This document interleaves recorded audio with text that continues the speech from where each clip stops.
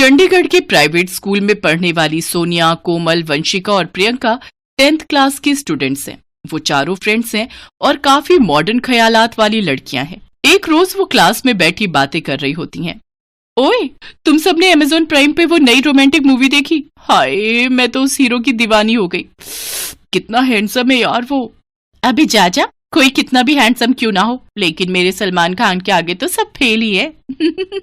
तभी क्लास में अनुराधा मैडम की एंट्री होती है। वो उनकी सभी बातें सुन लेती हैं। स्टूडेंट्स, इस बार तुम्हारे बोर्ड एग्जाम है और तुम सबको सिर्फ और सिर्फ अपनी पढ़ाई पर ध्यान देना चाहिए। Understand Vanshika, Sonia? Yes ma'am. लेकिन वो चारों ही अपनी टीचर की बात को अनसुना करती हैं और सिर्फ अपने शौक और मस्ती पर ही ध्यान देती हैं।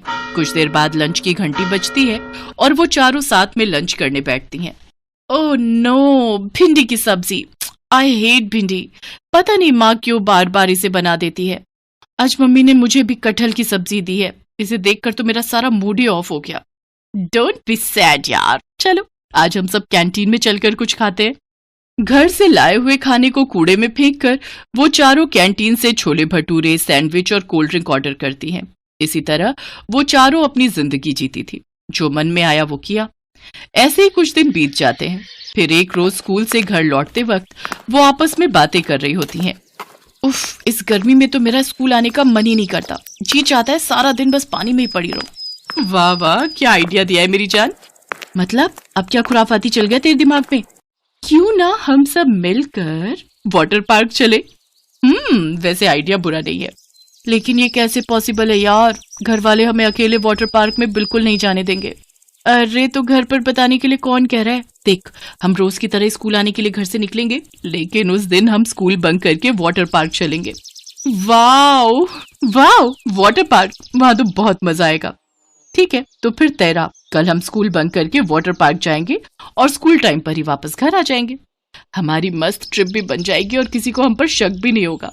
अगले दिन वो चारों स्कूल ड्रेस पहनकर वाटर पार्क पहुंच जाती हैं। जहां पहुंचकर वो सभी झूला झूलती हैं, जंक फूड खाती हैं। इसके बाद वंशिका कहती है, चलो अब जल्दी से वहां चलते हैं जिसके लिए हम यहाँ आए थे। Let's go and enjoy the pool party. ये लेट्स गो। वो चारों बेशर्म होकर अपनी स्कूल ड्रेस निकाल देती हैं और बिकनी पहनकर पूल में नहाने लगती हैं। सचमुच बहुत मजा आ रहा है। स्कूल बंक करने का भी सच्ची एक अलग ही मजा है।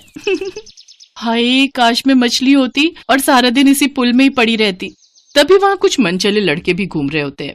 अरे वाह, आज तो कितनी सारी कच्ची कलियां पानी में एक साथ डुबकी लगा रही हैं। आज तो इनके साथ नहाकर मजा ही आ जाएगा। उन लड़कियों को पूल में मस्ती करता देखकर वो भी पूल में उतर जाते हैं। वहीं उन लड़कों का दोस्त चोरी छुपे उनकी वीडियो बना लेता है। वो चारों लड़कियां काफी देर तक उस पूल में नहाती हैं, जिससे उन्हें वक्त का अंदाजा ही नहीं रहता और वो चारों घर पहुंचने में लेट हो जाती हैं। स्कूल ड्रेस पहनकर जब वो अपने घर पहुंचती हैं तो क्या हुआ कोमल, आज इतनी देर कहाँ लगा दी? वो माँ, इस बार बोर्ड एग्जाम है ना, तो हमारी एक्स्ट्रा क्लास चल रही थी। मेरी बच्ची सारे दिन पढ़कर थक जाती होगी ना। अच्छा बता क्या खाएगी, मैं तेरे लिए बना दूंगी।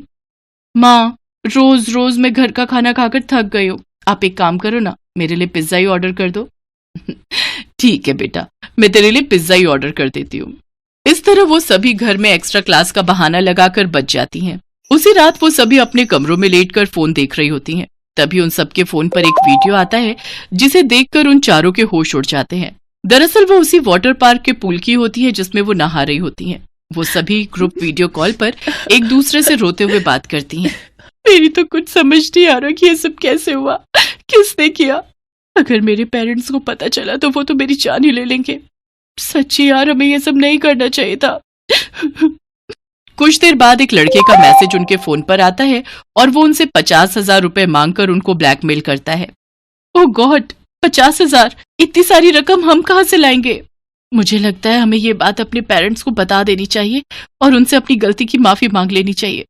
नहीं नहीं नहीं, इन सब से हमारे पेरेंट्स काफी हर्ट होंगे और उनको बहुत दुख पहुंचेगा।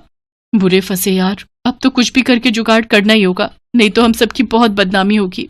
अगले दिन वो चारों उदास चेहरा लिए स्कूल पहुंचती हैं।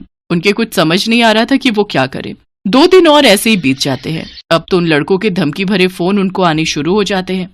पैसों का इंतजाम हुआ कि नहीं? अगर और वक्त लगाया तो मुझे 1 मिनट नहीं लगेगा तुम्हारी ये वीडियो सोशल मीडिया पर डालते हुए, समझी? अगले दिन जब वो सभी दुखी होकर क्लास में बैठी हुई होती हैं, तभी अनुराधा मैडम की नजर उन पर जाती है और वो उनके पास जाकर पूछती हैं, क्या हुआ स्टूडेंट्स? कुछ दिनों से मैं देख रही हूँ तुम लोग बहुत परेशान लग रही हो। कोई बात है क्या जो तुम्हें खाई जा रही है? मैडम वो... कहो प्रियंका, क्या कहना चाहती हो? देखो घबराओ नहीं, जो भी परेशानी है खुलकर कहो, हो सकता है मैं तुम्हारी कुछ मदद कर सकूं। वो चारों अनुराधा मैडम को सारी बात बताती हैं और उनसे माफी मांगती हैं। We are very sorry madam, हमें कुछ समझ नहीं आ रहा मैडम, हम क्या करें? You should be sorry. Anyways, तुम आज ही घर जाकर मुझे वो वीडियो और नंबर सेंड करो, बाकी सब मैं संभाल लूंगी। घर जाकर कोमल वो वीडियो और नंबर अनुराधा मैडम को भेजती है। अनुराधा वो नंबर और वीडियो अपने पति रविंदर को दिखाती है, जो कि एक पुलिस अफसर होता है। पुलिस एक दिन के अंदर ही उन लड़कों का पता लगा लेती है और उनके फोन से वो वीडियो डिलीट करके उन्हें जेल में डाल देती है। Thank you so much madam, आपने हमें बहुत बड़ी मुसीबत से बचा लिया। अब इन सब बातों को तुम सब भूल जाओ और अपनी पढ़ाई पर फोकस करो और बोर्ड एग्जाम की तैयारी करो।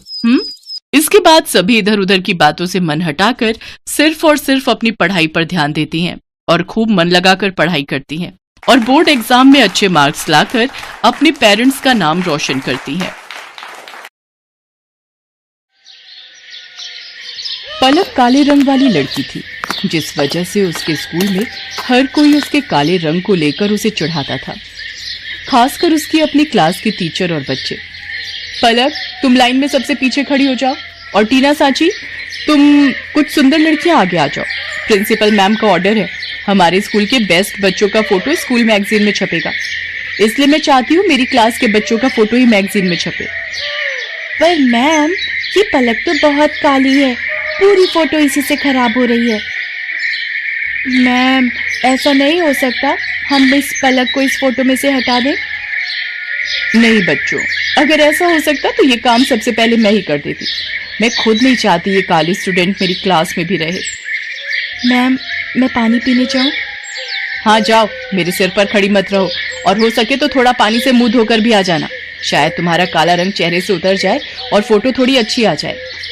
टीचर की और बच्चों की बातों को सुनकर पलक रोती हुई वॉशरूम की तरफ चली जाती है और वहां जाकर फूट फूट कर रोने लगती है। पलक के माता पिता दोनों नौकरी करते थे और बड़ी मेहनत से पैसे कमाकर उन्होंने पलक का अंग्रेजी मीडियम में एडमिशन करवाया था। इसलिए पलक अपने माता पिता से कभी भी अपना दुख नहीं कहती थी। पलक को दौड़ने का बहुत शौक था। वो रोजाना सुबह स्कूल जाने से पहले दौड़ने का अभ्यास करती थी, पर वो जब भी अपनी टीचर से स्कूल में दौड़ प्रतियोगिता में भाग लेने के लिए कहती थी तो उसकी टीचर उसे साफ मना कर देती थी और बच्चे उस पर हंस देते थे। तू दौड़ेगी? अपनी शक्ल देखी है कभी शीशे में? मैम तुझे कभी भी दौड़ प्रतियोगिता में नहीं लेंगी। आज तक हमेशा से टीना ही विनर रही है और आगे भी रहेगी। इतनी देर में क्लास टीचर भी आ जाती हैं। बच्चों, हमारे स्कूल को बहुत ही बड़े लेवल पर दौड़ प्रतियोगिता के लिए भेजा जा रहा है। टीना, मैंने तुम्हारा नाम प्रिंसिपल मैम को दे दिया है। ओके मैम, मैं आज से ही प्रैक्टिस शुरू कर देती हूँ। मैम, मैं भी दौड़ प्रतियोगिता में भाग लेना चाहती हूँ। नहीं पलक, मैं तुम्हें इस प्रतियोगिता में नहीं ले सकती। तुम देखने में बिल्कुल भी सुंदर नहीं हो, और अगर मैंने तुम्हें इस प्रतियोगिता में ले लिया और तुम हार गई तो प्रिंसिपल मैम मुझ पर गुस्सा होंगी। पलक रोती हुई घर आती है, पर जैसे ही वो अपनी माँ को सामने देखती है, अपने आंसू पोंछ लेती है और खाना खाने बैठ जाती है। पर उसका मन उदास था, इसलिए पलक अगले दिन स्कूल की छुट्टी ले लेती है। उसे पता था कि वो स्कूल जाएगी तो और बच्चों को प्रतियोगिता में जाता देख उसका मन दुखेगा। अरे पलक बिटिया, आज तू स्कूल नहीं जा रही? नहीं माँ, आज बस थोड़ा सिर में दर्द है, इसलिए घर पर आराम करूंगी। कोई बात नहीं पलक बिटिया, तू तो रोजाना ही स्कूल जाती है, आज छुट्टी कर ले और आराम करना। एक काम करो, आज तुम चले जाओ, मैं पलक के पास ही रुक जाती हूँ। उसे किसी चीज की जरूरत होगी तो बना दूंगी। ठीक है, फिर मैं अकेला ही काम पर चला जाता हूँ। पलक की माँ उसके पास ही घर पर रुक जाती है। पलक सो रही थी और उसकी माँ काम कर रही थी। इतनी देर में दरवाजे पर कोई आता है। जी, मेरा नाम रामलाल है, मैं पलक बिटिया के स्कूल का चपरासी हूँ। मुझे वहाँ की प्रिंसिपल मैम ने भेजा है। उन्होंने तुरंत ही पलक को स्कूल बुलाया है। वो किसी दौड़ प्रतियोगिता में जाना है, शायद यही बात हो रही थी। पलक को, पर उसकी तो अभी तबीयत। रामलाल भैया, आप मैम को बोल दो मैं अभी तैयार होकर स्कूल पहुंचती हूँ।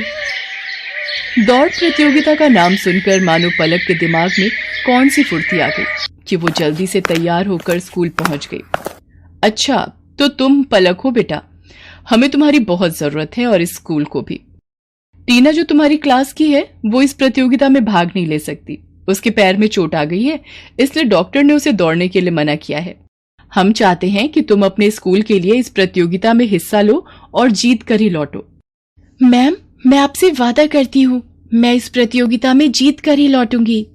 पलक, मुझे माफ कर दो बेटा, मैंने एक टीचर होकर भी तुम्हारे साथ कितना गलत व्यवहार किया, पर आज जब हमारी क्लास की और स्कूल की इज्जत का सवाल है तो हमें तुमसे बेहतर दौड़ प्रतियोगिता के लिए कोई बच्चा नजर ही नहीं आया। मैं जानती थी कि तुम रोजाना सुबह दौड़ने का अभ्यास करती हो, इसीलिए मुझे तुम्हारा नाम सबसे पहले याद आया। मेरी शुभकामनाएं तुम्हारे साथ हैं। पलक, देखना तुम इस प्रतियोगिता में जीत कर ही लौटोगी। Thank you ma'am, thank you so much. मैं आपसे वादा करती हूँ मैं इस प्रतियोगिता में जरूर जीतूंगी। पलक की क्लास के सब बच्चे भी उसे शुभकामनाएं देते हैं और पलक पूरे जोश के साथ दौड़ प्रतियोगिता में हिस्सा लेती है और जीत कर लौटती है। उसकी प्रिंसिपल मैम और क्लास टीचर उसे इनाम में ट्रॉफी देकर सम्मानित करती हैं।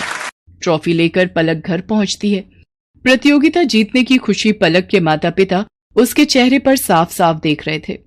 उस दिन के बाद से पलक को कभी भी कोई भी उसके काले रंग के लिए नहीं बोलता था, बल्कि सब उसकी बहुत तारीफ करते थे।